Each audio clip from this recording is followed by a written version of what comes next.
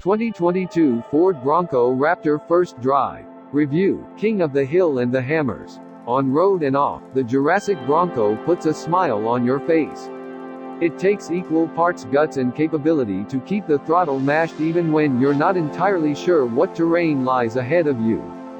That suddenly occurred to me while barreling through the brush-filled desert near Palm Springs, TELAH, while driving the 2023 Ford Bronco Raptor at around 60 miles per hour through whoops that would swallow the average crossover hole.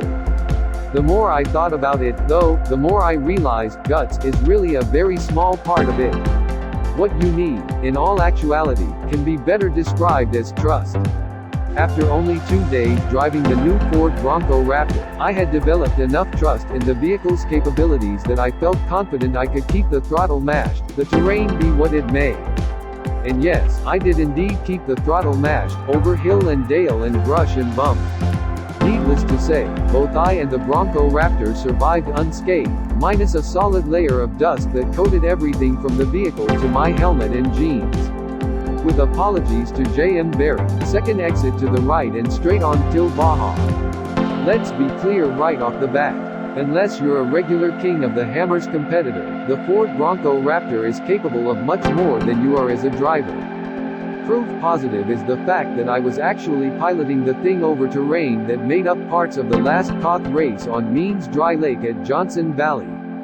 Our route included several miles of high-speed action over sand and rock, along with slow and deliberate climbs, and descents over boulders bigger than the Bronco itself. And that's saying something, considering just how imposing the Bronco Raptor is. Besides the obvious aggressive bits, including the Raptor-specific grille, fascia, front and rear lighting signatures, and fully functional vents in the hood and front fenders, it's almost comically wide. The track width extends 8.6 inches past the standard Bronco, and overall width is up even a bit further than that.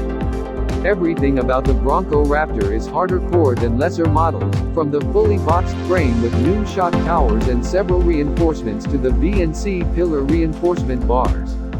Ford says the Raptor is 50% more torsionally rigid than the base Bronco platform.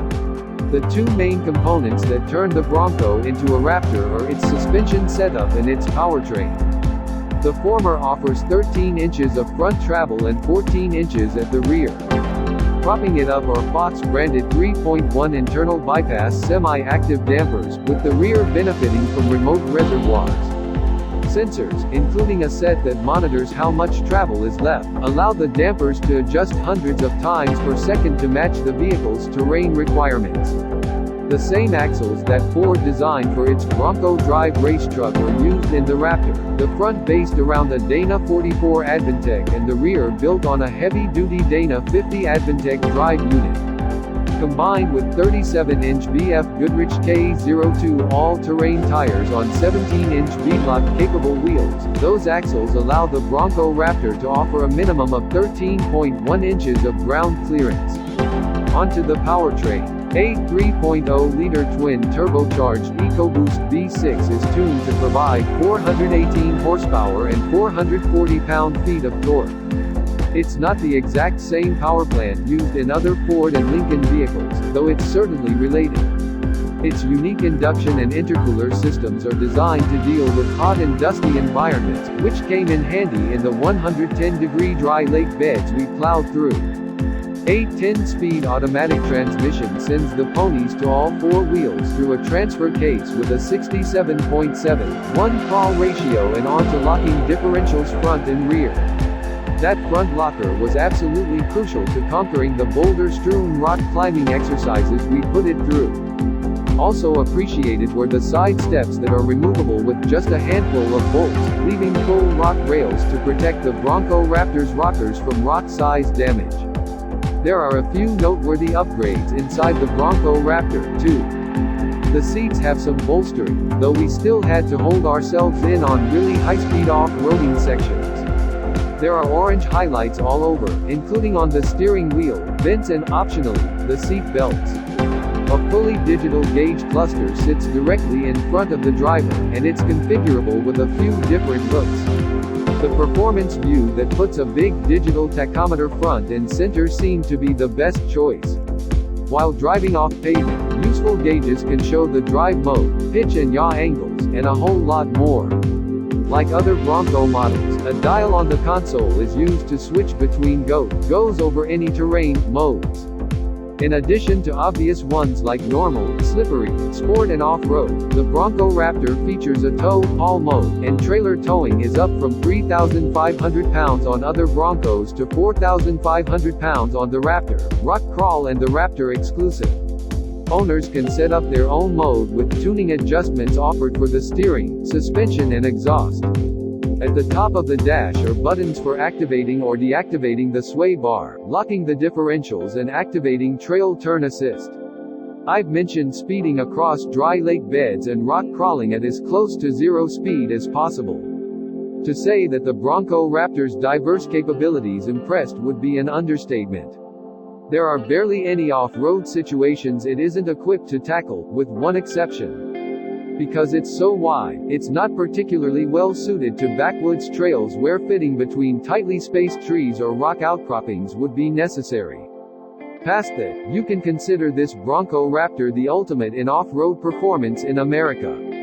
After mashing the throttle, there is a brief moment of turbo lag, but boost builds swiftly and 60 miles per hour comes up quickly, even on low traction surfaces. In most aggressive modes, the transmission holds gears until the last bits of space left on the tack, and some shifts, particularly the 1-to-2 transition, can be jarring. That's especially problematic at crawling speed. Halfway through the drive, I started using the steering wheel mounted paddles to shift up a gear, which wasn't really any less jarring but, at least, was timed so as not to disrupt the drive. The most fun I had behind the wheel was in Baja mode. At speed, the Bronco Raptor's long travel suspension setup absolutely shreds through rough terrain. The somewhat clunky low-speed gear shifts aren't an issue when bombing across the desert, and neither is the slight turbo lag. It's in this environment where the Bronco Raptor feels absolutely dialed in. All of that off-road prowess doesn't come cheap. The Bronco Raptor starts at $69,995 including destination. And it's thirsty, too, with EPA estimated ratings of 15 miles per gallon city, 16 mpg highway and 15 mpg combined. If you insist on comparing it to something else, the Jeep Wrangler 392 costs $76,395 and offers 13 mpg city, 17 mpg highway and 14 mpg combined. Put simply, neither of these off-road specialists is friendly on the wallet at the initial purchase or at the fuel pump. And given their intended missions, that hardly seems to matter. Driven flat out on pavement, the Wrangler 392 is likely to be quicker in a straight line, and its torque-rich V8 engine jumps off the line with more oomph than the Bronco Raptor's turbocharged 6. I did drive the Bronco Raptor on the street, of course, both on boring highway stretches and on twisty 2-lane up and down the side of a mountain range. It's surprisingly fun to drive, and sport mode is tuned very well for high-speed driving. Of course, its steering isn't sports car sharp, and those big tires with their massive sidewalls don't offer much grip on asphalt, but the Raptor never feels squirrely or ponderous, and the sport mode therefore doesn't seem like a dumb gimmick. On roads that would make driving a Jeep Wrangler, including the 392, at speed feel like a punishment, the Bronco Raptor puts a smile on your face. And that's a good thing, because an infinitesimal number of Bronco Raptor owners will ever push their vehicles off-road to the point where it will be challenged. I certainly wouldn't. At some point, some YouTuber will put up a video of a broken Bronco Raptor, but it's going to take something really dumb to break it. For every mile spent on terrain like that of the Johnson Valley OHV area, 1,000 of them will pass on pavement. Or more. But that doesn't really matter. The Bronco Raptor is a stunning achievement, and bravo to Ford for having the gumption to build it.